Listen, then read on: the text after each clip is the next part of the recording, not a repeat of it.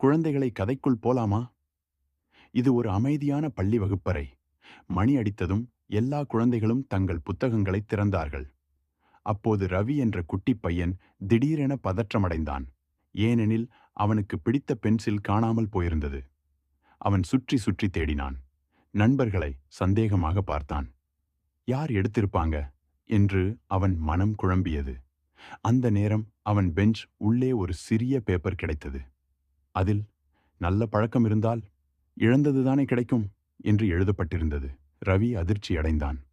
உடனே அவனுக்கு நேற்று நடந்த சம்பவம் நினைவுக்கு வந்தது. நண்பன் அனுவின் பென்சிலை கேட்காமல் எடுத்தது ஞாபகம் வந்தது. அவன் மனம் கனமானது. நான் தவறு செய்துட்டேன் என்று உணர்ந்தான். உடனே அனுவிடம் சென்று மன்னிப்பு கேட்டான். அனு சிரித்துக்கொண்டே ரவியின் பென்சிலை அவனிடம் கொடுத்தான். நீ நல்ல பழக்கம் கற்றுக்கிட்டதாலதான் உன் பென்சில் திரும்ப கிடைத்தது என்றான். அப்போது ரவியின் கண்களில் மகிழ்ச்சி ஒளிந்தது. அந்த நாளிலிருந்து ரவி எப்போதும் பிறர் பொருளை அனுமதியில்லாமல் எடுக்காமல் நல்ல பழக்கத்துடன் வாழ ஆரம்பித்தான்.